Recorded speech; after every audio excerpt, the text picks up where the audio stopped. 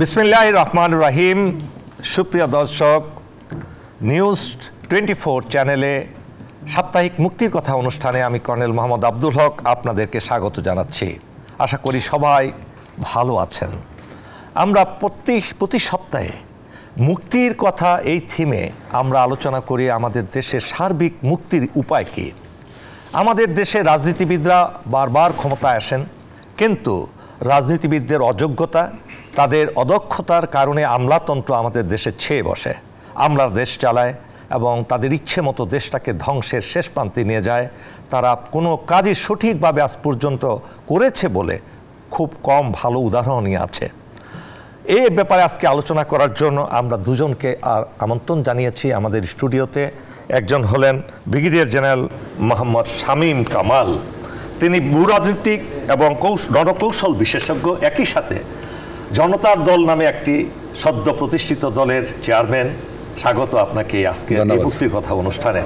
আমাদের কাছে আরেকজন তরুণ উদীয়মান রাজনীতিবিদ উপস্থিত হয়েছেন, বাংলাদেশ জামাতি ইসলামীর ঢাকা দক্ষিণের সেক্রেটারি জেনারেল এবং তরুণ প্রজন্মের একজন হার্টথ্রব নেতা।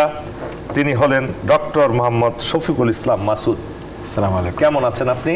আলহামদুলিল্লাহ। মুক্তির কথা অনুষ্ঠানে আজকে স্বাগত। ধন্যবাদ আপনাকেও আমাকে আমন্ত্রণ জানানোর জন্য স্বাগত জানাচ্ছি। প্রথমে আমরা শুরু করব শামীম কামালকে দিয়ে। শামীম কামাল বাংলাদেশ সেনাবাহিনীতে অত্যন্ত প্রফেশনাল একজন অফিসার হিসেবে সুপরিচিত ছিলেন এবং দেশ নিয়ে প্রতিটি সামরিক অফিসারই চিন্তা করেন দেশের ভালো মন্দ নিয়ে। অবসরপ্রাপ্তির পরে তিনিও মনে করলেন যে আমাদের দেশটাকে আরও কিভাবে সুন্দর করে গঠন করা যায়, রাজনৈতিক দৈন্যদশা থেকে কিভাবে বের হওয়া যায়। তাই তিনি গড়ে তুললেন জনতার দল। কি হলো জনতার দলের এখন পর্যন্ত? আমরা তো আর অগ্রগতি কতটুকু জানতে পারলাম না। আপনার দল সম্পর্কে প্রথমে জানতে চাই। জি স্যার, আপনাকে অসংখ্য ধন্যবাদ। ধন্যবাদ নিউজ 24-এর দর্শক শ্রোতা মণ্ডলীকে এবং আজকের বিজ্ঞ সহ আলোচক। প্রথমবার আপনার এই শোতে আমি আসলাম। আপনার জনতার দল সম্পর্কে যে আগ্রহ, তার আগে এটা সম্পর্কে বলা দরকার যে কী জন্য, কেন আমরা এই ধরনের রাজনৈতিক চিন্তাভাবনাতে আসলাম। তা একটা পলিটিক্যাল লিগেসি আমার আছে। আমার বাবা রাজনীতি করতেন এবং বাংলাদেশের উনি একমাত্র সংসদ সদস্য যিনি টানা 32 বছর এমপি ছিলেন, পরপর 7 বারের। সো তার নামটা বলে দিলে সবাই জানবো। জি, ওনার নাম মুজিবুর রহমান। উনি জাতীয় পার্টি করতেন। লাস্ট 3টে ইলেকশন উনি করেন নাই। 2016 সালে উনি মৃত্যুবরণ করেছেন। সো সেটা যেমন একটা বিষয়। দ্বিতীয়ত হলো যে আমি 2022 সালে আমি প্রতিবাদ করে চাকরি থেকে স্বেচ্ছা অবসরে চলে যাই। তার আগে আমি ন্যাশনাল ডিফেন্স কলেজের প্রধান প্রশিক্ষক হিসেবে কাজ করছিলাম। সো আমাদের যে প্রেক্ষাপটে আমরা রাজনীতি, আমি যে জায়গা থেকে শুরু করলাম, তার মূল কারণ হচ্ছে আমার কাছে মনে হচ্ছে বাংলাদেশের রাজনৈতিক নেতারা মিথ্যাবাদী রাখালের মতো। প্রায় সময় বলে যে বাঘ আসবে, বাঘ আসবে, কিন্তু বাঘ আর আসে না। এবং যখন বাঘ আসে তখন আর উদ্ধার করা কেউ থাকে না। গত 54 বছরে বাংলাদেশের যে রাজনৈতিক আমরা ধারা দেখেছি, তাতে সৎ, শিক্ষিত, দেশপ্রেমিক নেতৃত্বের প্রচণ্ড অভাব আছে। এ পর্যন্ত এমন কোনো রাজনৈতিক দলকে আমরা দেখি নাই যারা জাতীয় স্বার্থকে অক্ষুণ্ণ রাখতে পেরেছে, জন আকাঙ্ক্ষা পূরণ করতে পেরেছে। Absolutely right brigadier Shamim Kamal. আপনার একটু আমি যোগ করতে চাই আপনার কথা। আমাদের বিসমিল্লাতেই তো গলত ছিল। জি, স্বাধীনতা যুদ্ধের সময় যখন আমাদের সেনাবাহিনী জীবন প্রাণ যুদ্ধ করছে, সারা বাংলাদেশে কারো আহ্বানে না, কিন্তু তারা নিজেরা সহাবস্থানে তার বিদ্রোহ ঘোষণা করেছে পাকিস্তানের সাথে। সেই জায়গায় জায়গায় সে যুদ্ধ করলো সেনাবাহিনী। ওই দিক দিয়ে পলিটিশিয়ানরা 7 দফা চুক্তি করে ফেললো ইন্ডিয়ার সাথে। যে এই 7 দফা চুক্তি আজকে দেশের অনেকেই হয়তো জানেন, যে পুরো দেশকে হস্তান্তর করে দেওয়া। তাহলে এটা তো রাজনীতিবিদদেরই কাজ। হ্যাঁ, আমরা যদি ওই ইভেন্ট ওয়াইজ না যাই, চুলচেরা বিশ্লেষণে যদি না যাই, আমি মোটা দাগে বলেছি স্বাধীনতার পরে আসলে কোনো রাজনৈতিক দলই বাংলাদেশের জন আকাঙ্ক্ষা পূরণ করতে পারেনি। এবং জাতীয় স্বার্থ রক্ষার যে বিষয়টা আছে, যেটা রাজনৈতিক দলের কাছে মানুষের অনেক বড় প্রত্যাশা, কোনো দলই সেই জাতীয় স্বার্থ রক্ষা করতে পারেনি। তো এই জায়গাটাতে আমরা একটা ধারণা করলাম যে রাজনীতিতে আমরা এন্টারপ্রেনারশিপ আনতে চাই। এই এন্টারপ্রেনারশিপ হচ্ছে, এখানে আমরা কয়েকটা জিনিসের দিকে লক্ষ্য দিচ্ছি। এক হলো নেতৃত্ব, সৎ, দেশপ্রেমিক, যোগ্য নেতৃত্ব একটা বড় সংকট আমাদের জাতীয় নেতৃত্ব রাজনীতিতে আছে। দ্বিতীয়ত হলো রাজনৈতিক দলগুলির কোনো ভিশন নাই। তৃতীয়ত হলো তাদের কোনো প্যাশন নাই। সো সব কিছু, একজন রাজনীতিবিদ এবং একজন নেতার মধ্যে তফাৎ দেখেন, তাহলে রাজনীতিবিদের টার্গেট হচ্ছে ইলেকশন, আমরা সেখানে বলছি আমাদের টার্গেট হলো নেক্সট জেনারেশন। রাজনীতিবিদের থাকে মিশন, সে মিশন শর্ট টার্ম, সামনের ইলেকশন। আমরা সেখানে বলছি আমরা আনছি ভিশন, যেটা দীর্ঘমেয়াদী হবে। রাজনীতিবিদের থাকে টেনশন, এই নির্বাচন কি হবে, রেজিস্ট্রেশন করতে পারবো কিনা। আমরা সেখানে বলছি প্যাশন। প্যাশন হচ্ছে এমন একটা জিনিস যেটা আপনি পার্সু করবেন, আপনার ঘুমাতে গেলেও আপনার মনে হবে যে আমি এই কাজটা করলাম কিনা। সো এই সব কিছু মিলে আমাদের কাছে মনে হচ্ছে যে বাংলাদেশের রাজনৈতিক মাঠে সৎ, যোগ্য, দেশপ্রেমিকের বড়ই অভাব। প্লেটোর একটা কথা আমি প্রায়ই বলি, রাজনীতি না করার শাস্তি হলো নিচু এবং অযোগ্য লোকদের দ্বারা শাসিত হওয়া। সো আমার মনে হয় যে 18 কোটি দেশের একটা মানুষ, একটা এত বড় দেশ, সেখানে কি আমাদের একজন এরকম যোগ্য নেতৃত্ব পাবো না আমরা? সেই জায়গা থেকে আমরা এই কথাই যাব আমাদের শফিকুল ইসলাম মাসুদের কাছে। অযোগ্য রাজনীতিবিদ এবং যোগ্য রাজনীতিবিদ, আমি শুরুতেই আমার ভূমিকাতে বলেছি শফিকুল ইসলাম মাসুদ যে অযোগ্য রাজনৈতিক অযোগ্যতা দিয়ে আমাদের দেশ পরিচালিত হচ্ছে বলেই আমলাতন্ত্র দেশকে শাসন করছে, এবং আমলাতন্ত্র মানে তাদের ব্যক্তি স্বার্থই সর্বসময় প্রাধান্য পায়। আপনাদের দল জামাতে ইসলামী, আপনারা তো এখনো ক্ষমতায় আসেননি, কিন্তু দুজন মন্ত্রী ছিলেন আপনাদের 2001 সালের ইলেকশনের মন্ত্রিসভায়। তাদের দুজনের দেখা গেছে তাদের যোগ্যতা দিয়ে তারা তাদের মন্ত্রণালয় পরিচালনা করেছেন, সেটা আমরা সবাই জানি। ভবিষ্যৎ পরিকল্পনা কি আপনাদের? প্রথমে ধন্যবাদ জানাচ্ছি আজকের এই মুক্তির কথা অনুষ্ঠানের সম্মানিত উপস্থাপক, যিনি দেশের স্বাধীনতার সার্বভৌমত্বের জন্য ফেসিবাদের বিরুদ্ধে বলা যায় অনেকের মধ্যে অন্যতম ভূমিকা পালন করেছেন এবং সাহসের সাথে কথা বলেছেন। সাথে আমার সম্মানিত সহ আলোচক এবং নতুন একটি রাজনৈতিক দল জনতার দলের সম্মানিত চেয়ারম্যান, তাকে ধন্যবাদ জানাচ্ছি। আমি শুরু করতে চাই এটা দিয়ে যে আসলে আমাদের প্রিয় মাতৃভূমি বাংলাদেশ গণতান্ত্রিক একটি বাংলাদেশ বলা হয়, যে প্রকৃতপক্ষে দেশ স্বাধীনতার পর আসল গণতন্ত্রের জায়গায় আমাদের জনগোষ্ঠীকে পৌঁছতে দেওয়া হয় নাই। দ্বিতীয় হচ্ছে সবচেয়ে ভয়ঙ্কর জায়গা যেটা তৈরি করা হয়েছে বিগত 17 বছরে, দেশকে বিরাজনীতিকরণের একটা চেষ্টা চালানো হয়েছে। আপনি খেয়াল করলে দেখবেন বিগত 16-17 বছরে মানুষের মধ্যে এরকম একটা বীতশ্রদ্ধ মনোভাব তৈরি করা হয়েছে, ভাই আমি আর এই রাজনীতির মতো এই ঝামেলার মধ্যে বা এই পচাগলা জায়গায় আমি আর পৌঁছতে চাই না। আমাদের তরুণ প্রজন্ম যারা রাজনীতি করেন তাদেরকে কোনো ক্ষেত্রে শুধু নয়, একটা অধিকাংশ ক্ষেত্রে ঘৃণার চোখে দেখে। একজন সাধারণ শ্রমিককেও যদি জিজ্ঞেস করা যায় ভাই রাজনীতিবিদদের ব্যাপারে বলেন, বলছে যে না রাজনীতিবিদ আসলে এটা মানে এটা খারাপ জায়গা, আমি আমার ছেলেকে, আমি আমার ভাইকে আমি রাজনীতির দিকে দিতে চাই না, কারণ এটা মানে পচাগলা একটা জায়গা। এই জায়গাটা পৌঁছানোর জন্যই একটা গোষ্ঠী, বিশেষ করে এই আওয়ামী লীগের ফেসিবাদের 15 বছর অত্যন্ত পরিকল্পিতভাবে তারা কাজ করেছে যেন রাজনীতি বিমুখ হয়। কারণ রাজনীতি বিমুখ হলে তখন পরিবারমুখী, এবং তাদের যে পরিকল্পনা ছিল যে পরিবারতন্ত্র দিয়ে বা স্বৈরতন্ত্র দিয়ে দেশটা পরিচালিত হবে। ভোটের আগ্রহ থেকে মানুষকে সিটকে ফেলানো হয়েছে, ভোট যেন কেউ না দিতে চায়।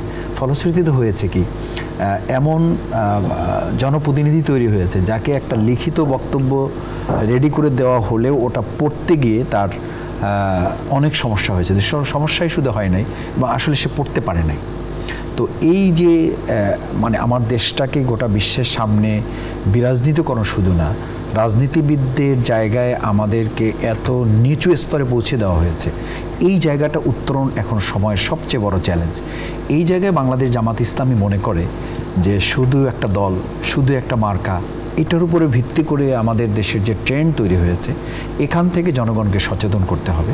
সেই সচেতনতার জায়গায় বাংলাদেশ জামাত ইসলামী আমাদের দুজন শুধু মন্ত্রী না, যারা শহীদ মাওলানা মতিউর রহমান নিজামী সাহেব, উনি দুটো মন্ত্রণালয়ে অত্যন্ত দক্ষতা, সততা এবং যোগ্যতা, বিশেষ করে আমাদের ব্যাপারে একটা কথা কমন কোনো জায়গায় প্রচলিত আছে যে ওনারা সৎ, কিন্তু দক্ষতার ওনাদের কতটা সক্ষমতা আছে সেটা সময় সাপেক্ষ ব্যাপার।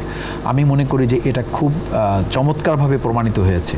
কেউ এটা বলেন যে উনি কোনো ইউনিভার্সিটিতে পড়েন নাই, উনি বুয়েটে পড়া ছাত্র না, উনি বিশ্ববিদ্যালয়ে পড়েন নাই, কিন্তু শিল্প এবং কৃষি মন্ত্রণালয়ের মতো দুটো গুরুত্বপূর্ণ জায়গা এই 6 বছরে পরিচালনা করে আসছেন, যেটা ইতিহাসের সোনালী অধ্যায় হিসাবে এখনও যারা ওখানে দায়িত্ব পালন করেন তারা এটা বলেন। এই এখন যারা কাজ করেন তাদের কাছেও আমরা যদি কথা বলতে পারি বা আপনারা যদি জানতে পারেন, দেখবেন যে তারা এটা বলে যে ওই 6 বছর ছিল কৃষি মন্ত্রণালয়ের সোনালী অধ্যায়, ওই 6 বছর ছিল শিল্প মন্ত্রণালয়ের সোনালী অধ্যায়। শহীদ আলী হাসান মোহাম্মদ মুজাহিদ সাহেব সমাজ কল্যাণ মন্ত্রণালয় বলতে বাংলাদেশে এই 15 বছর একটা মন্ত্রণালয় ছিল, একটা নাম কস্তে মন্ত্রণালয়, এবং বলা হতো যে এটা একটা দলীয় প্রতিষ্ঠানে পরিণত হয়েছিল। ওই রকম একটা সমাজ কল্যাণ মন্ত্রণালয়কে শহীদ আলী হাসান মোহাম্মদ মুজাহিদ সাহেব সেই সরকারের মধ্যে তৎকালীন প্রধানমন্ত্রী এটা বলতেন যে আমার 5টা গুরুত্বপূর্ণ মন্ত্রণালয়ের মধ্যে এটা একটা মন্ত্রণালয় এখন, যে সমাজ কল্যাণ মন্ত্রণালয়। একটা উদাহরণ দেই আপনাকে, একটা ঘটনা বলে ছোট্ট করে অপারেশন ক্লিন হার্ট চলছে তখন, আপনার যখন মন্ত্রণালয়। জি জি জি। আমি ছিলাম ঢাকা এবং মুন্সিগঞ্জের ইনচার্জ উপজেলাগুলোর। কোনো এক মন্ত্রী, আমি প্রত্যেক সপ্তাহে সচিবালয়ে আসতাম নিরাপত্তা যে একটা মিটিং হয় সেখানে হাজির হওয়ার জন্য, অ্যান্ড ওই সময়ে আমি ছিলাম মনে হয় সবচেয়ে গুরুত্বপূর্ণ ব্যক্তি সাংবাদিকদের কাছে। হাওয়ার আমাকে এক সিনিয়র মন্ত্রী উনি অনুরোধ করলেন যে একটু অনুষ্ঠান শেষে যাতে তার অফিসে যাই। গেলাম, আমি আমার সাথে একজন খুব ভালো অফিসার রেখেছিলাম যাতে কোনো বিপদে না পড়ি। সাম মেজর হি রিটায়ার্ড এজ ব্রিগেডিয়ার জেনারেল। উনি আমাকে একটা ইনভেলপ হাতে দিলেন, দিয়ে অনেক কফি টফি খাওয়ার পর ইনভেলপ হাতে দিলেন, দিয়ে বললেন যে কর্নেল সাহেব আপনারা তো সব জায়গায় খুব ভালো ভূমিকা পালন করছেন, সব সন্ত্রাসীদের ধরছেন, রাজনীতিবিদ সন্ত্রাসীদেরকে ধরছেন, এই লিস্টে আমার এলাকার সন্ত্রাসীদের নাম আছে, আপনি কাইন্ডলি এদেরকে ধরলে আমার এলাকা ঠান্ডা হয়ে যাবে। আমি মাননীয় মন্ত্রীকে বললাম আমি দেখবো, আমার লিস্টের সাথে যদি চেক করে দেখি মিল আছে অবশ্যই আমি তাদেরকে ধরবো, এতে কোনো সমস্যা নেই। এরপরে উনি একটা কথা বললেন আমাকে যে গতকাল আমাদের বিরোধী দলীয় নেত্রী খুব গুরুত্বপূর্ণ একটি কথা বলেছেন, আমি সেই কথার সাথে একমত। আমি বললাম কি গুরুত্বপূর্ণ কথা? তিনি বলেছেন, শেখ হাসিনা বলেছেন যে মিলিটারির লোকেরা শুধু বিএনপি আওয়ামী লীগের সন্ত্রাসীদের ধরছে, জামাতের শিবিরের কাউকে ধরছে না। ইউ ক্যান রিমেম্বার ঠিক এর আগের দিন এই কথাটা হয়েছে। তো আপনারা কিন্তু আসলেও, আমি আচ্ছা ভাই ঠিক আছে, মেবি আমরা তো এখন পর্যন্ত কোনো পক্ষপাতিত্ব করি না, আর আমরা রাজনীতি বুঝিও না, আমরা ইন্টারমিডিয়েটে আর্মিতে ঢুকি, রাজনীতিক কোনো জ্ঞানও আমাদের থাকে না। সুতরাং আমাদের পক্ষপাতিত্বের কোনো কারণ নাই। আপনি যদি সঠিক বলে থাকেন তাহলে আপনার এই লিস্টটা দেন, লিস্টের মধ্যে টিক করে দেন, হাইলাইট করে দেন। আমি আজকে রাতে যদি তারা সন্ত্রাসী নাও হয় আমরা ধরবো আজকে জামাত শিবিরের রাত। Please highlight this name, believe in me. তখন যদি সিসি ক্যামেরা থাকতো হয়তো সিসি ক্যামেরা প্রচলন ছিল না। মন্ত্রী এমন প্রস্তুত হলেন যে না আসলে তারা নামাজ রোজা পরে। আপনি সুন্দর একটা বিষয় তুলে নিয়ে আসছেন যে আমাদের ওই সময় বলা হচ্ছিল যে একজন সহযোগী সমর্থক পর্যন্ত আমাদের কাউকে তারা গ্রেপ্তার করতে সক্ষম হন নাই বা তালিকায় নিয়ে আসতে পারেনি। তার সাথে একটা কথা আপনাকে একটু স্মরণ করায় যে কোনো একটা ষড়যন্ত্রের মাধ্যমে যখন আর কোনোভাবে পারা যাচ্ছে না, দুদকের মাধ্যমে আমাদের তৎকালীন 14 গ্রাম থেকে নির্বাচিত ডক্টর সৈয়দ আবদুল্লাহ মোহাম্মদ তাহের ব্যাপারে কিছু বই কেনা সংক্রান্ত একটা তথ্যপত্র তারা তুলে ধরলেন যে এখানে কোনো একটা দুর্নীতি হয়ে থাকতে পারে। খুবই কম সময়ের মধ্যে তদন্ত করে এটা প্রমাণ হলো যে না, এটা একেবারেই ওনার ব্যাপারে ষড়যন্ত্র করা হয়েছে এবং এখানে কোনো রকম দুর্নীতি করা হয়, ওনাকে একটা ক্লিয়ার সার্টিফিকেট দেওয়া হলো। তো এভাবে এটা বলছে এই কারণে যে বাংলাদেশ জামাত ইসলামী যে প্রসঙ্গটা আপনি বলেছেন যে আমরা কি চিন্তা করছি, আমরা চিন্তা করছি 3টা পয়েন্ট একটু বলে আমি ছেড়ে দিই। একটা হচ্ছে যে প্রথমত আমাদের জনগণের সামনে আমাদেরকে অ্যাড্রেস করতে হবে যে আমরা আসলে কি চাই। আমরা গুড গভর্নেন্সের কথা বলি, গুড গভর্নেন্সের জন্য, সুশাসনের জন্য তো আমাকে প্রথম সুনীতি প্রণয়ন করতে হবে। সুনীতির ধারক বাহক কারা হবেন? সুনীতির ধারক বাহক জনগণের নির্বাচিত প্রতিনিধি যারা হবেন। নির্বাচিত প্রতিনিধি যারা হবেন তাদের ব্যাপারে যদি আমাদের এই ধারণা হয় যে তাদের যোগ্যতা যেমন থাকতে হবে, একই সাথে তাদের সততাটাও থাকতে হবে। কারণ সততার সাথে যোগ্যতার যদি মিল না হয়, যেটা আমরা বলে থাকি যে এ ম্যান উইথ ক্যারিয়ার, একটা লোকের অনেক বড় যোগ্যতা আছে উইদাউট ক্যারেক্টার, কিন্তু তার চরিত্র নাই, তার সততা নাই, is more dangerous then a lion. এটা একটা উন্মত্ত সিংহের চেয়েও সে ভয়ানক। এবং এই যে ভয়ানক, এই ডায়লগগুলো আমরা বিগত 15, 16, 17 বছরে শুধু না, বিগত 53 বছরে বিভিন্ন সময় আমাদের এটা দেখার সুযোগ হয়েছে।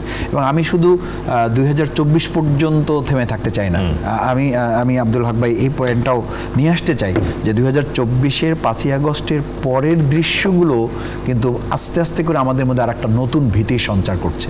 সেই ভীতিটা কি? সেই ভীতিটা হচ্ছে এই যে আগামী দিনেও আমরা ঠিক আর একটা নিরপেক্ষ, অবাধ, সুষ্ঠু, অংশগ্রহণমূলক নির্বাচনের পরিবেশ আদৌ তৈরি করতে পারবো বা সেই পথে আমরা যাচ্ছি কিনা।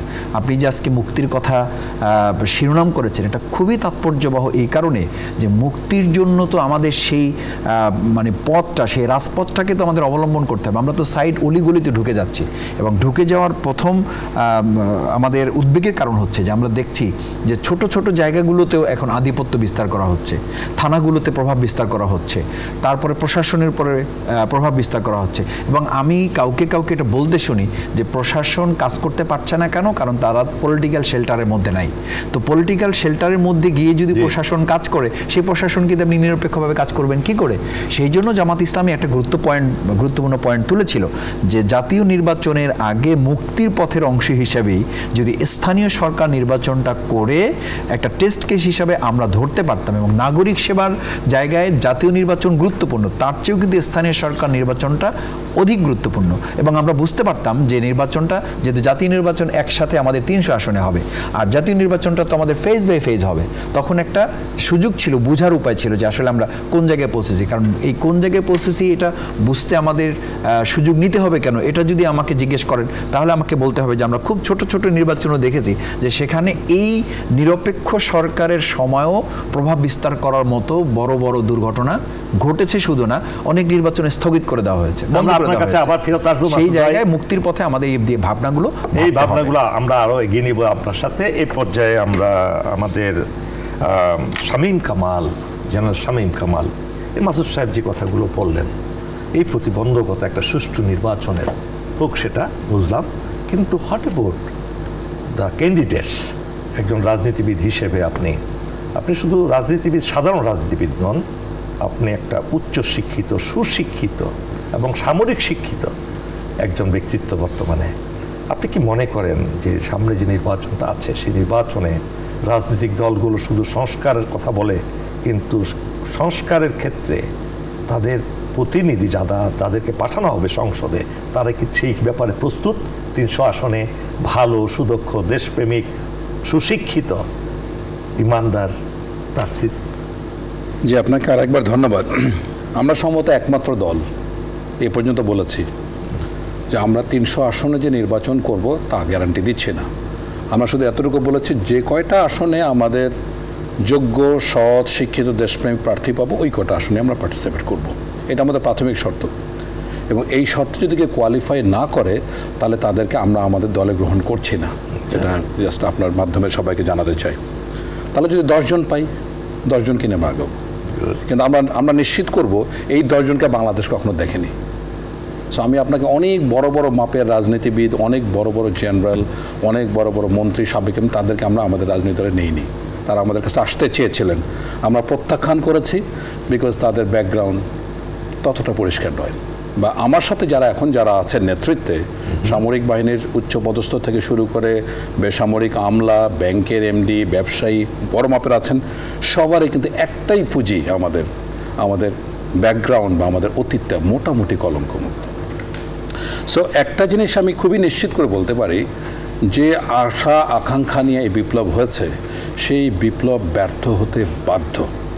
কারণ একটা সফল বিপ্লবের পৃথিবীর ইতিহাসে যে কয়টা সফল বিপ্লব আছে, এই চ্যানেল থেকে শুরু করে আমি একাধিক চ্যানেলে কয়েক শতবার এটা বলেছি খুব সম্ভবত, যে আপনি সফল বিপ্লব কোনটা ধরবেন। ফরাসি বিপ্লবকে ধরতে হবে, ইরানিয়ান বিপ্লব, হ্যাঁ সেটাকে আমি সফল বিপ্লব ধরছি, যেহেতু যে বিপ্লবটা আপনার 20, 25, 30, 50, 60, 70 বছর এটার ছিল, এটার আদর্শ টিকে ছিল, এগুলোকে সফল বিপ্লব ধরতে পারি। বলশেভিক রেভলিউশনকে আমরা বলতে পারি, রাশিয়ার, কিউবার চে গুয়েভারা এটাকে বলতে পারি, চীনের বিপ্লবকে বলতে পারি। এই 4-5টা যে সফল বিপ্লব, ইরানেরটা সহ, এই 4টা বিপ্লবের নেতৃত্ব ছিল বুর্জুয়া। কিন্তু আমাদের এবারের বিপ্লবের নেতৃত্ব শ্রেণীকক্ষ, ছাত্র। তাদের জ্ঞান, বুদ্ধি, বিচার, বিবেচনা কোনোটাই ঠিক নাই। দ্বিতীয়ত হলো বিপ্লবের কিছু কারণ থাকে, যেমন বলশেভিক রেভলিউশনের কারণ ছিল অর্থনৈতিক, প্রত্যেকটা বিপ্লব, এই বিপ্লবের অর্থনৈতিক কারণ ছিল, দেখেন আপনার কোটার থেকে শুরু হয়েছে, কোটা বিরোধী আন্দোলন থেকে। তার মানে কি, দারিদ্র এবং বেকারত্ব ছিল মূল কারণ।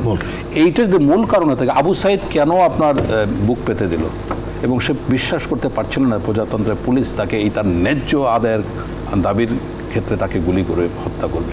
তো এরকম তো কখন, এটা দেখেন তিউনিসিয়ার ওই যে বুবা জিজির নিশ্চয়ই কথা মনে আছে, কখন এটা মানে বিপ্লবের রূপ নিল, যখন চিন্তা করলো আবু সাইদ আমার মানে বুবা জিজি আমার ছেলে, বা ওই তিউনিসিয়ান যে শুয়ে আছে ওইটাই আমি। একইভাবে যখন সবাই বাংলাদেশে চিন্তা করলো যে আবু সাইদ আমার সন্তান, তখন কিন্তু এটা এখানে অভিভাবক সবাই যোগদান করলো। কিন্তু যদি এই বেকারত্ব এবং দারিদ্র্য বিপ্লবের মূল কারণ হয়, সেটাকে আমরা অ্যাড্রেস করেছি, তাহলে একটা বিপ্লবের পরে সফল বিপ্লব যেগুলি আছে সবগুলো কিন্তু বিপ্লবী সরকার গঠন হয়েছে। ফ্রেঞ্চ রেভলিউশন থেকে শুরু করে এখানে গিলোটিন হচ্ছে, ওখানে বিচার হচ্ছে, এখানে সংবিধান প্রণয়ন হচ্ছে। দেখুন 20শে জুন 1789 সাল ফ্রেঞ্চ রেভলিউশনে টেনিস কোর্ট একটা শপথ হয়েছিল, যেখানে বসছিল সব বিপ্লবীরা, বললো যে আমরা এখান থেকে উঠবো না যতক্ষণ পর্যন্ত তোমরা আমাদেরকে একটা সংবিধান প্রবর্তন না দাও।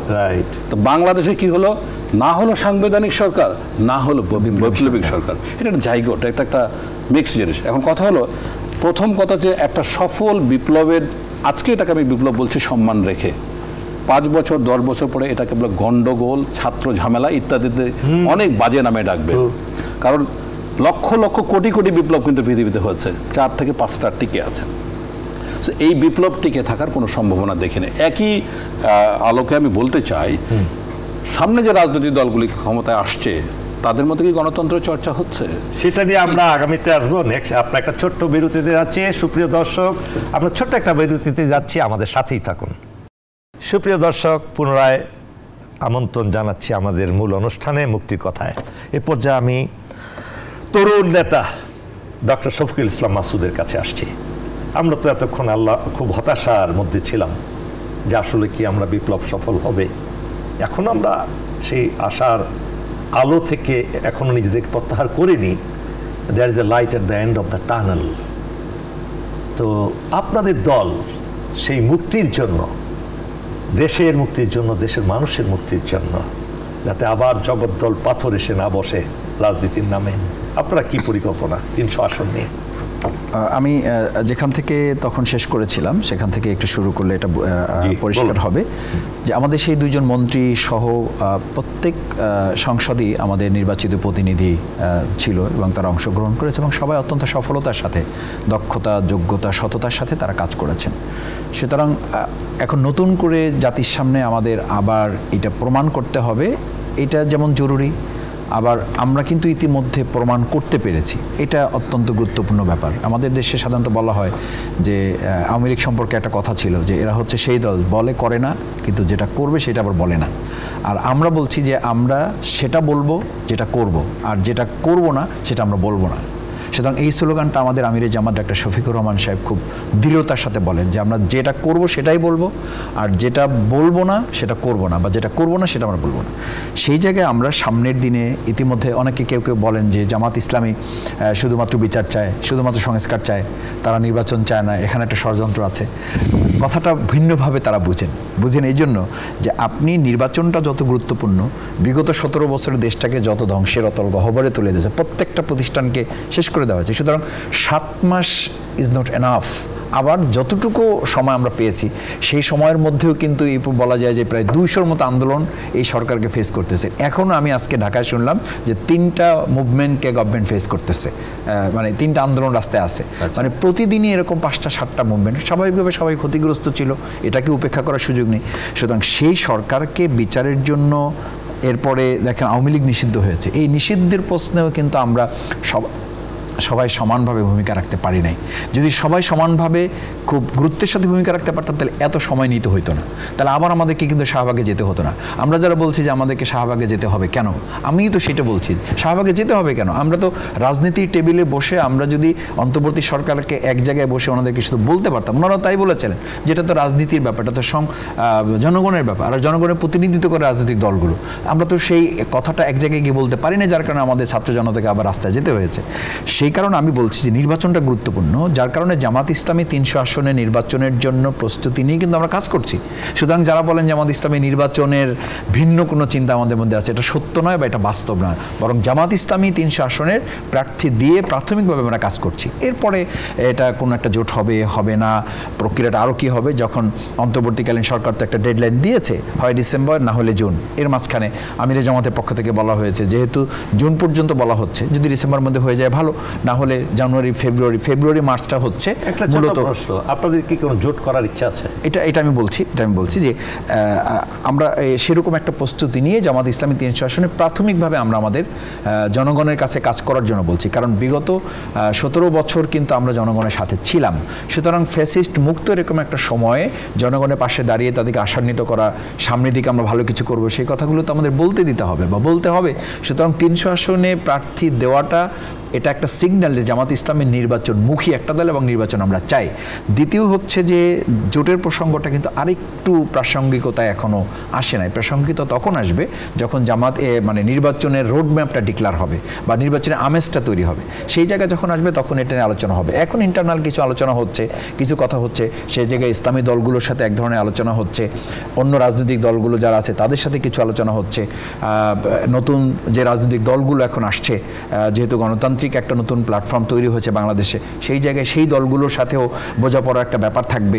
জামাত ইসলামের নিজস্ব একটা চিন্তা দৃষ্টিভঙ্গি আছে, সততা, দক্ষতা, যোগ্যতায়। আমি 5টা জিনিসকে আপনার সামনে একটু ছোট করে তুলে ধরি। একটা হচ্ছে আমাদের মূল থিম হচ্ছে সেই প্রার্থীকে আমরা প্রায়োরিটি দেব যিনি স্বাধীনতা, দেশপ্রেমের চেতনায় নিজেকে সবচেয়ে বলিষ্ঠতার সাথে ভূমিকা পালন করবে, কোনো লোভ ভয়ের কাছে তিনি আত্মসমর্পণ করবেন না। যার কারণে কিন্তু আমাদের নিজামী সাহেবকে ফাঁসি দেওয়া হয়েছে, যার কারণে কিন্তু আমাদের হাজার হাজার লক্ষ জনতাকে রিমান্ড এবং জেলখানায় ঢোকানো হয়েছে। দ্বিতীয় হচ্ছে আমরা সততার মাপকাঠিতে উত্তীর্ণ এরকম লোককে আমরা বাছাই করতে চাই, এবং সেটা বাছাইয়ের আমাদের সেকেন্ড প্রায়োরিটি যে তিনি কোনো রকম দুনিয়াবী চিন্তা দৃষ্টিভঙ্গিকে তার মধ্যে লালন করবেন না, তিনি দেশের স্বাধীনতাটাকে, দেশের অর্জনটাকে তিনি বড় করবেন। যেটা আমাদের মুখে আমরা অনেক সময় বলি যে ব্যক্তির চেয়ে দল বড়, দলের চেয়ে দেশ বড়, কিন্তু এই কথাটা শুধু মুখে বললে হবে না, সেই জায়গাটা আমরা দিচ্ছি। তৃতীয় হচ্ছে দক্ষতায় প্রমাণিত হতে হবে। কেউ কেউ আমাদের দিকে আঙ্গুল তোলেন যে হুজুররা, ইসলামপন্থীরা শুধু মসজিদ চালাইতে পারে, কিন্তু আমরা তো এটা প্রমাণ করেছি আমরা মসজিদও চালাইতে পারি, আমরা মন্ত্রণালয়ও দুর্নীতিমুক্তভাবে চালাইতে পারি। বাংলাদেশে এটা একমাত্র দল এখনো যাদের 2 জন মন্ত্রী 3টা মন্ত্রণালয় সম্পর্কে চ্যালেঞ্জ দেওয়া আছে যে 2 টাকার দুর্নীতি করেছে প্রমাণ করতে পারলে আমরা আমাদের এই দলকে আমাদের থেকে আমরা সরিয়ে নেব। আলহামদুলিল্লাহ আজ পর্যন্ত সাংবাদিকদেরকে তৎকালীন টিআইবি প্রশ্ন করেছিল আপনাদের কাছে কিছু আছে কিনা, আর টিআইবি সাংবাদিকদের কাছে উল্টা প্রশ্ন করেছিল যে আমরা তো কিছু পেলাম না, আপনাদের কিছু আছে কিনা। তার মানে কেউ মিলে আমাদের এই দুর্নীতির 2 টাকার প্রমাণ তারা চ্যালেঞ্জ দিতে পারে নাই। তো সেই জায়গায় আলহামদুলিল্লাহ আমরা দক্ষতায়ও প্রমাণ জাতির কাছে দিতে পেরেছি, ভবিষ্যতে জনগণ এটা মূল্যায়ন করবে। চতুর্থ যেটা আমাদের কাছে সবচেয়ে বেশি গুরুত্বপূর্ণ, বিগত ফ্যাসিস্ট সরকারের এত নির্যাতন নিপীড়ন বাংলাদেশে বলা হয়ে থাকে, প্রশাসন চ্যালেঞ্জ করে বলতো আমাদেরকে, আমার রিমান্ডের সময় বলেছে 57 দিনের রিমান্ডে যে মাসুদ ভাই আপনাদের উপরে যে জুলুম নির্যাতন হয়েছে এটা অন্য কোনো দলের উপরে হলে মাইক্রোস্কোপ দিয়ে তাদেরকে খুঁজে পাওয়া যেত না, তা আপনারা কিভাবে টিকে আছে। তা আমি 2টা কথা বলতাম যে আল্লাহর একান্ত মেহেরবানি আর এদেশের জনগণের আমাদের প্রতি ভালোবাসায় আমরা এখনও টিকে আছি। আপনারা আমাদের 250 অফিস বন্ধ করে দিয়েছেন আর 2.5 কোটি জনগণের বাড়ির দরজা আমাদের জন্য উন্মুক্ত করে দেওয়া হয়েছে, সুতরাং আমাদেরকে আপনারা আটকাতে পারবেন না। আপনারা আমাদের ইসলামী ব্যাংক দখল করে নিয়েছেন, এখন বাংলাদেশে প্রত্যেক মানুষের পকেট আমাদের জন্য একটা অর্থের উৎস হয়ে গেছে, সুতরাং আপনি যত আমাদের আটকাবেন তত আমরা সামনে দিকে আগাই যাব। সেই জায়গায় ফ্যাসিস্ট সরকারের নির্যাতন নির্মমতার সামনে মাথা উঁচু করে একদিকে ফাঁসির মঞ্চে যেমন আমাদের নেতৃবৃন্দ হাসি মুখে গিয়েছেন, ওটা আমাদেরকে উদ্বুদ্ধ করেছে, উৎসাহিত করেছে। মোল্লা ভাই চিঠি দিয়ে আমাদেরকে জানিয়েছেন, শেষ চিঠি তার পরিবারের কাছে দিয়েছেন যে আমার এই রক্ত একসময় এই দেশের জাতি এবং ইসলাম বিজয়ের জন্য কাজ করবে। নিজামী ভাই একই কথা বলেছেন যে আমার এই রক্ত বাংলাদেশে ব্যর্থ হবে না, এই রক্ত একসময় জনগণের মুক্তির জন্য কথা বলবে। কামরুজ্জামান ভাই একই কথা বলেছেন যে আমার এই জীবন আমি তাদের কাছে কেন ভিক্ষা চাইবো। মীর কাসেম আলী ভাই বলেছেন তাকে যখন বলা হয়েছিল যে আমি কেন ভিক্ষা চাইবো, জীবন ভিক্ষা দেওয়ার মালিক তো প্রেসিডেন্ট না, জীবন দেওয়া এবং নেওয়ার মালিক হলেন আল্লাহ সুবহানাহু ওয়া তাআলা, সুতরাং তার কাছে ছাড়া আমরা জামাত ইসলামী বা ইসলামপন্থী মানুষেরা কখনো মাথা নত করি না।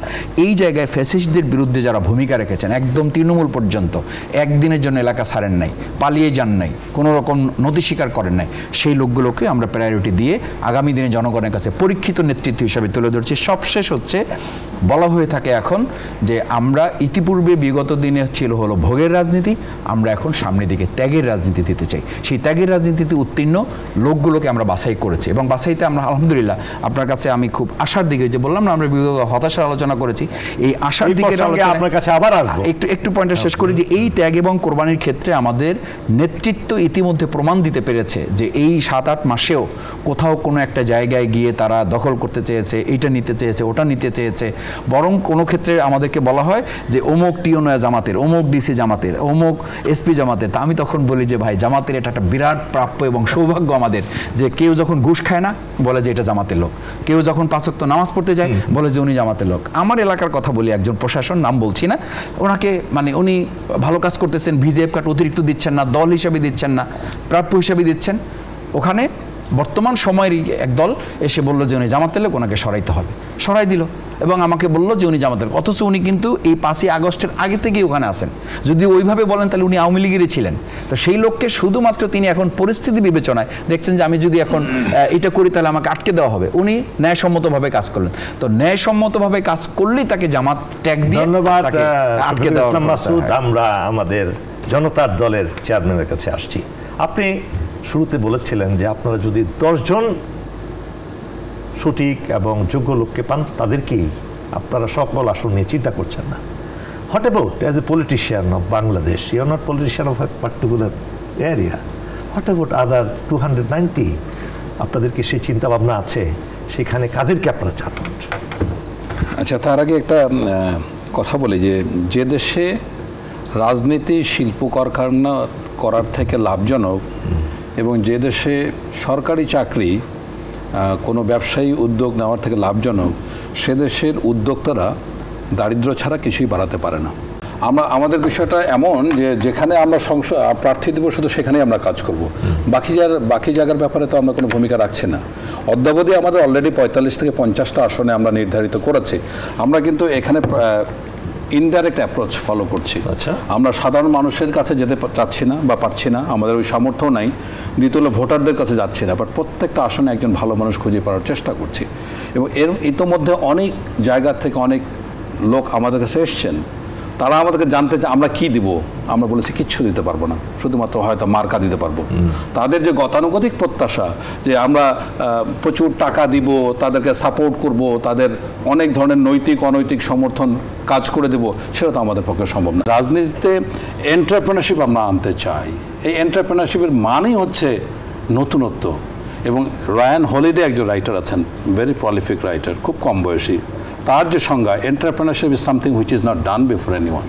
আজকে যদি আমরা অন্যান্য গতানুগতিকভাবে যে দলগুলি বাংলাদেশে তৈরি হয়ে আসছে। আপনি চায়নার কথা বললেন, আমি জাস্ট কিছুদিন আগে চায়না ভিজিট করে আসলাম। আপনি এন্টারপ্রেনারশিপ বলেন কিংবা রাজনৈতিক লুটেরার কথা বলেন, যাদেরকে কথা বলেন, তারাও কিন্তু বৈষম্যের মাধ্যমে দেশ শাসন করে। আমি চীনে দেখলাম, তৃতীয়বার আমি গেলাম, আপনিও গিয়েছেন, সেখানে আমি কোনো লোকের, একটা মানুষের মধ্যে কোনো অশান্তি দেখিনি। তাদের মধ্যে আমি দেখেছি রাস্তা থেকে শুরু করে অন্ধকার রাত্রেও মেয়েরা ঘুরে বেড়াচ্ছে, কোনো ধরনের তাদের, আপনি যেটা বললেন যে কোনো ধরনের অশান্তি তাদের নাই। এবং কপি করা, আমার তো মনে হয় তারা ইসলামী আদর্শকে কপি করেছে সেখানে। এই প্রসঙ্গে সংক্ষেপে একটু বলেন। আমি চায়না 1 বছর ন্যাশনাল ডিফেন্স ইউনিভার্সিটিতে কোর্স করেছি এবং চায়না ডিফেন্স ডিপ্লোমেসি সিনিয়র ইউনিভার্সিটিতে আমি মাস্টার্স করেছি। এনিওয়ে, সো চায়নাকে আমি 1 বছর, চায়না যে সমাজতান্ত্রিক দেশ, ওরা কিন্তু নিজেও মাঝে মধ্যে হ্যাঁ সোশ্যালিজম, এটা চাইনিজ ক্যারেক্টার বলে। মূলত চায়না হচ্ছে তাদের কাছে ধর্ম হচ্ছে গিয়ে মানে economy and money is the god. তারা এটার বাইরে কোনো কিছু চিন্তা করে না। দেখেন অলমোস্ট আই থিঙ্ক 1.6 বিলিয়ন তাদের টোটাল জনসংখ্যা, কিন্তু তাদের টাকা এত বেশি। এখন পৃথিবীর একমাত্র, আপনি জানেন চায়না 142টা দেশে লোন দেয়, রাইট? মানে এই সক্ষমতা কিন্তু পৃথিবীর কোনো দেশ নাই, কোনো দেশে নেই। কিন্তু তারপরেও আমি বলবো, যেটা হার্শ ক্রিটিসিজম, তারা নেশন অফ কপি। তবে ওদের মধ্যে কিন্তু কোনো বাড়াবাড়ি নেই। একটা জিনিস বানাবে, এটার দাম $3, $30 $300, $3টা 3 দিন চলবে, $30টা 1 মাস চলবে, $300টা আপনার একই রকম দেখতে। সো এদের কাছে শেখার আমাদের অনেক কিছুই আছে। কিন্তু আমি যেটা বলছি যে বাংলাদেশের রাজনীতিতে গত 54 বছর যে প্র্যাকটিসগুলো হয়ে আসছে, এটাতে নতুন কিছু বের হওয়ার কোনো সম্ভাবনা নাই। এই যে সামনে যে নির্বাচন হবে, আপনি কিভাবে আশা করেন যে যে দলগুলিতে নেতৃত্ব দেবে, উনি বললেন ঠিক আছে ওনাদের একটা ধর্মীয়, ওনাদের একটা মানে নৈতিক আদর্শগত একটা ব্যাপার আছে, এই বাদে বাকি কোন রাজনৈতিক দল আপনার টাকা ছাড়া আপনার নমিনেশন দেবে? আমরা আবার আসবো। সুপ্রিয় দর্শক, ছোট্ট একটা বিরতি দিয়ে যাচ্ছি, আমাদের সাথেই থাকুন। সুপ্রিয় দর্শক, স্বাগত পুনরায় আমাদের মুক্তির কথা অনুষ্ঠানে। এবার আবার আমি মাসুদুল ইসলামের কাছে আসব। বর্তমান সরকার অন্তর্বর্তীকালীন সরকার, মানে একটা দুই সময়ের মাঝখানের একটু সময় সরকার। এই সরকারের তো 8 মাস হয়ে গেল, যেভাবে চলছে এবং যে ধরনের সংস্কারের কথা বলা হচ্ছে, আপনারা কি আশাবাদী যে এই সরকার সম্পূর্ণরূপে একটা ভালো ইলেকশন দিয়ে যেতে পারবেন এবং তাদের কর্মকাণ্ড সম্পর্কে? আমার মনে হয় 3-4টা বিষয় এখানে খুব গুরুত্বপূর্ণ। একটা হচ্ছে, আমরা শুরু থেকে বলে আসছি যে এই সরকারের সফলতা ব্যর্থতা নির্ধারণ করার জন্য আমাদের আরও কিছু সময় অপেক্ষা করা দরকার। কারণ যে ভঙ্গুর একটা দেশের দায়িত্বে আমরা এই সরকারকে রেখেছি বা নিয়ে এসেছি, অথবা দায়িত্বে তাদেরকে দেওয়া হয়েছে, প্রফেসর ইউনূস সাহেব কিন্তু খুব পরিষ্কার করে বলেছেন যে আপনারা বলেছেন বিধায় আমি দায়িত্ব নিয়েছি, সুতরাং আমি আপনাদের প্রতিনিধি মাত্র। এটা অত্যন্ত গুরুত্বপূর্ণ এবং তাৎপর্যবহ একটা কথা। সেই জায়গায় আমরা রাজনৈতিক দল হিসাবে কতখানি সহযোগিতা তাদেরকে করতে পেরেছি, সব রাজনৈতিক দল গণতান্ত্রিক প্রক্রিয়া যারা ফ্যাসিস্টদের বিরুদ্ধে আন্দোলন করেছে, আমার মনে হয় সেই জায়গাটাও আমাদের পর্যালোচনার দাবি রাখে যে রাজনৈতিক দল হিসাবে আমরা একটা অন্তর্বর্তীকালীন সরকারকে কতখানি সহযোগিতা করতে পেরেছি। দ্বিতীয় হচ্ছে যে অন্তর্বর্তীকালীন সরকারের মূল 3টা কাজকে নির্ধারণ করে তাদের আগালে আরও বেশি সফলতায় তারা পৌঁছতে পারতেন। একটা হচ্ছে বিচার প্রক্রিয়াটা আরও দ্রুত করার সুযোগ ছিল, যখন বহুদিন পরে তারা দ্বিতীয় ট্রাইব্যুনাল করেছেন। এই দ্বিতীয় ট্রাইব্যুনালটা তো আজকে কেন, এটা শুরু থেকেই 2টা বা 3টা ট্রাইব্যুনাল তারা স্টার্ট করলে এখন আমরা কোনো একটা বিচারের প্রক্রিয়া চলে আসতে পারতাম। আমরা 2 দিন আগে শুধুমাত্র শুনেছি যে শেখ হাসিনা সহ একটা চার্জশিট তারা ওপেন করতে পেরেছেন। এটা তো এখন হয়ে যাওয়া উচিত ছিল, চার্জশিট হয়ে এখন বিচারের রায়ের অপেক্ষা থাকবে। দেখেন, আমরা সেই দেশে বাস করছিলাম যে দেশে রাত 10টা পর্যন্ত বিচার প্রক্রিয়া চালানো হয়েছে মোমবাতি জ্বালিয়ে, এই আইনমন্ত্রী আনিসুল হক সাহেবের সময়, এবং সেই বিচার প্রক্রিয়া কিন্তু আমার মধ্যে একজন ছোট রাজনৈতিক কর্মীকে 5.5 বছর জেল দেওয়া হয়েছে, একেবারে অনর্থক। মানে আমরা খুব আমাদের আইনজীবীরা লড়াই করেছেন যে এখন রাত 10টা বাজে, এখন আমাদেরকে একটু ছাড়েন, বলে যে আমাদের 45 জন সাক্ষী নিয়ে আসা হয়েছে, একেবারে এই যেখান থেকে যা পারে ধরে নিয়ে আসছে, আইসা লিস্টে দিয়ে বলছে যে এদের সাক্ষী। তো যেই দেশে আমি বলছি আমার রাত 10টা পর্যন্ত দরকার নেই, কিন্তু আমার বিকাল 5টা পর্যন্ত অফিসিয়াল টাইম মেনটেন করে এরকম 2-3টা ট্রাইব্যুনালের মাধ্যমে বিচার প্রক্রিয়াটা যদি সরকার আরেকটু গুরুত্বের সাথে নিতে পারত, তাহলে এটা সফলতার আরেকটা দিকে আমরা পৌঁছতে পারতাম। দ্বিতীয় হচ্ছে যে দেখেন, ইলেকশনটাকে যদি আপনি অর্থবহ করতে চান, তাহলে এই সরকারের আর একটা বিষয় হাতে নেওয়া দরকার ছিল, সেটা হলো সন্ত্রাসীদের গ্রেপ্তার করা। এখনই এই প্রশাসনের হিসাবেই বা এই সরকারের হিসাবেই 3 ভাগের 2 ভাগ বা 1 ভাগকে গ্রেপ্তার করা গেছে।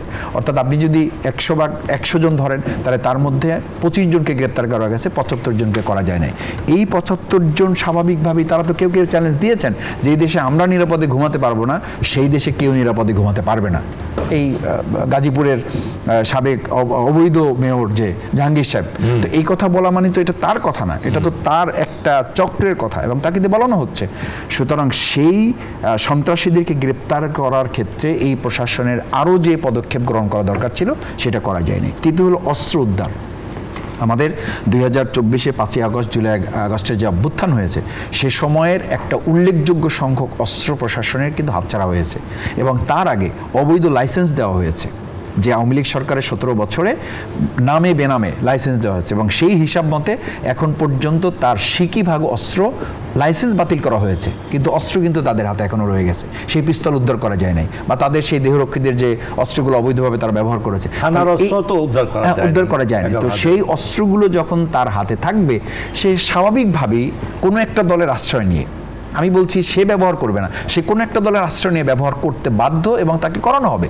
মানুষ তো আমরা শুরু হয়েছে, তো আমরা ওইরকম একটা অবস্থায় থেকে আপনি সরকারকে সফল বা ব্যর্থ বলাটা তো আমাদের জন্য খুবই ঝুঁকিপূর্ণ এবং সরকারকে এটা বিবেচনা নিতে হবে। থার্ড হচ্ছে নির্বাচনে আরেকটা জিনিস সবচেয়ে বেশি ব্যবহৃত হয়, সেটা হলো কালো টাকা। একটা ইউনিয়ন পরিষদ নির্বাচন না, এখন বলা হয় যে একটা মেম্বার না, একটা সাধারণ কোনো একটা সমিতির নির্বাচন করতে গেলে শুনি সেখানে নাকি 3 কোটি টাকা খরচ করতে হয়।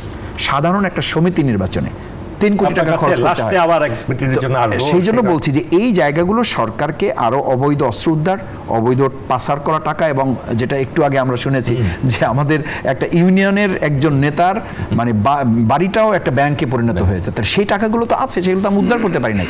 এই অবৈধ টাকা, অস্ত্র এবং সন্ত্রাসীদের গ্রেপ্তার করতে না পারাটা সরকারকে আরো গুরুত্বের সাথে বিবেচনায় নেওয়া, বিশেষ করে আগামী দিনের নির্বাচনটাকে অর্থবহ, অংশগ্রহণ, সুষ্ঠু এবং অবাধ করার জন্য। এটা না করতে পারলে সরকারের সফলতা ব্যর্থতা নির্ধারণ করা যাবে। যদি সময় থেকে পরবর্তীতে আসবো। আমাদের শামীম কামাল, এই যে কথাগুলো বললেন, সন্ত্রাসীদের গ্রেপ্তার করা, আমরা সন্ত্রাসী বলতে কি শুধু ফ্যাসিস্টদের, সন্ত্রাসীদের কথাই বিন করি? আমরা কি অবৈধ অর্থের মালিক বলতে কি শুধু আমরা ফ্যাসিবাদের যারা ছিল তাদেরকেই মনে করি? এই প্রসঙ্গে আপনার কি মন্তব্য একজন রাজনীতিবিদ হিসেবে? না, সন্ত্রাস বলতে তো এটা তো নেক্সাস, যেখানে টাকা, পুলিশ, অস্ত্র এবং বিভিন্ন ধরনের দুর্ঘটনা সবকিছু মিলে এটা একটা কিউমুলেটিভ ফর্ম, এবং এটা সবকিছুর সমন্বয়ে সন্ত্রাসটা হয় আর কি। তো এতক্ষণ যে কথাগুলো আমরা আলোচনা করলাম যে এটা কিন্তু এক্সিস্টিং, আমরা যেটা খুবই ভয়ঙ্কর একটা পরিণতির দিকে যাচ্ছি। প্রথম কথা হচ্ছে সামনে নির্বাচনটা, একটা নির্বাচন হবে হয়তোবা, যদি সশস্ত্র বাহিনী চায়, সরকার চায়, একটা নির্বাচন হবে, কিন্তু এই নির্বাচনটা অংশগ্রহণমূলক হবে কিনা সে ব্যাপারে আমি সন্দিহান। তার মূল কারণ হচ্ছে আমার দল, যদিও আমরা এই আওয়ামী লীগের স্বৈরাচার বা এই দলকে ব্যানের ব্যাপারে নৈতিকভাবে সমর্থন দিয়েছি, কিন্তু এই কথা অস্বীকার করা যাবে না এখনও বাংলাদেশে 25 থেকে 35% লোক আওয়ামী লীগের সমর্থক। সুতরাং এত বড় একটা জনগোষ্ঠীকে নির্বাচনের বাইরে রেখে এটাকে আপনি অংশগ্রহণ নির্বাচন বলতে পারেন না। আরেকটা জিনিস আমরা সুযোগ করি, আমি আমার এলাকায় কিংবা আর কয়েকটা এলাকায় দেখেছি 2-1 রাজনীতিবিদ, তারা কাউকেই স্পেস দিচ্ছে না, এককভাবে সে এখানে ইলেকশন করবে, কেউ কোনো কথা বলতে পারবে না, পোস্টার লাগানো তো দূরের কথা, কোনো স্পেসই দিচ্ছে না। এটা কীভাবে দেখছেন? এইটা হচ্ছে কি আপনার এই 5ই আগস্টের পরে বড় দল বিএনপি যেভাবে আপনার মাঠের দখল নিয়েছে, এখন কিন্তু গ্রাসরুট লেভেলের প্রশাসন তাদের কাছে জিম্মি, এবং যে পরিমাণ চাঁদাবাজি বা অন্যান্য ধরনের এই হুমকি প্রকল্প, মানে যত ধরনের বাজ আছে, দখলবাজ, চাঁদাবাজ, সন্ত্রাসবাজ, সব কিন্তু এককভাবে নিয়েছে। বিএনপির পরিণতি হচ্ছে শেষ পর্যন্ত কোথায় গিয়ে ঠেকবে এটা আমরা বলতে পারি না। তো এইটুকু আমি বলতে পারছি, যেহেতু এই আন্দোলন ব্যর্থ হয়েছে, এর পরবর্তীতে যে সরকারটা আসবে সেটা আরও স্বৈরাচার হবে, আরও দানবীয় হবে, এবং তাদের পালানোর কোনো জায়গা থাকবে না, এবং আমাদের এই জাতিকে আবার প্রস্তুতি নিতে হবে আরেকটা আন্দোলনের জন্য। এটা অবধারিত। কেননা একটা দলের কাছে যদি এই দলটা চাইতো, তাহলে বাংলাদেশে কিন্তু অন্যরকম একটা উপহার দিতে পারত। কিন্তু দেখুন, আজকে কেন্দ্রের থেকে বিভাগ থেকে জেলা থেকে ইউনিয়ন পর্যায়ে কারো উপরে কারো নিয়ন্ত্রণ নাই। অ্যাজ ইফ যে ওই আমরা মানে সারাদিন রোজা রেখে ইফতারের সময় যেমন কাহিল হয়ে যায়, 15 দিন ধরে রোজা রেখেছে, এখন যে অবস্থা, কেউ কারো কথা শুনছে না। আমি গত শুক্রবারে একটা মসজিদে নামাজ পড়ার আগে, জুম্মার নামাজের আগে 2-3টা কথা বলেছি। তারাই আমাকে খুব আমন্ত্রণ জানিয়ে যে স্যার আপনি 2-3 আমাদের এলাকারই ছেলে কথা বলেন। নামাজ পড়ে আসার পরে ওই মসজিদের পুরো মসজিদ কমিটি বাতিল করে দেওয়া হয়েছে, মসজিদের আমাকে বের করে দেওয়া হয়েছে। তো এটা হলো বিষয়। এখন আপনি দেখেন স্কুল, কলেজ, মাদ্রাসা যেগুলি আছে, সেখানে অন্য কোনো দলের লোকের কোনো সুযোগ নেই। তাহলে তারাই যদি যোগ্য মনে করে। আচ্ছা, আপনি একটা জাতীয় ঐক্যের কথা আমরা আলোচনা করছিলাম। এখন দেখুন, এই যে স্বাধীনতার পরে যতজন রাষ্ট্রনায়ক আসছেন, এখন পর্যন্ত প্রফেসর ইউনূস হচ্ছেন একমাত্র মানুষ যার অর্জন যে কোনো রাষ্ট্রনায়কের উপরে। তাহলে এটা যদি কল্যাণ হয়, বাংলাদেশের যত রাজনৈতিক দল আছে তারা একটা জায়গায় আনেন তো, যেই হোক না কেন আমরা তাকে রাষ্ট্রপতি বানাবো। এটা তো আলংকারিক একটা সাংবিধান, আমিও বলে যাচ্ছি, কেউই হবে না। কারণ কি, প্রত্যেকটা দলের যে নেতৃত্ব আছে তারা মনে করে তার থেকে আমার যোগ্যতা কোথায় কম। এইটাই তো হলো সমস্যা আমাদের। ধন্যবাদ ব্রিগেডিয়ার শামীম কামাল। সুপ্রিয় দর্শক, আমরা নিউজ 24 চ্যানেলের সাপ্তাহিক মুক্তির কথা অনুষ্ঠানের দুই রাজনীতিবিদ, প্রাজ্ঞ, বিজ্ঞ, সৎ, দেশপ্রেমিক, ইমানদার দুইজন বিশিষ্ট রাজনীতিবিদদের কথা শুনলাম। কত দূরে আমাদের মুক্তির কথা, আর কত আমাদের অপেক্ষা করতে হবে এই দেশটাকে, এই রক্তস্নাত দেশটাকে একটি শান্তির আবাসভূমি তৈরি করতে। চলুন না আমরা সবাই আগামী ইলেকশনে আমরা এই প্রতিজ্ঞা গ্রহণ করি যে আমরা কোনো মার্কা দেখে নয়, কোনো দল দেখে নয়, আমরা মানুষ দেখে, যিনি দেশকে কিছু দিতে পারবেন, দেশে অবদান রাখতে পারবেন, দেশের মানুষকে ভালোবাসবেন নিঃস্বার্থভাবে, যিনি নিজের স্বার্থটাকে সবচেয়ে কম গুরুত্ব দিয়ে দেখবেন, প্রশাসন পরিচালনার অভিজ্ঞতা রাখেন, সেই সকল লোকদেরকে নির্বাচিত করে আমরা অসংখ্য শহীদের রক্তের বিনিময়ে একটা শান্তির দেশ গড়ে তুলি। আশা করি ভালো থাকবেন। আগামী অনুষ্ঠানের আমন্ত্রণ জানিয়ে এখানে শেষ করছি। আল্লাহ হাফেজ।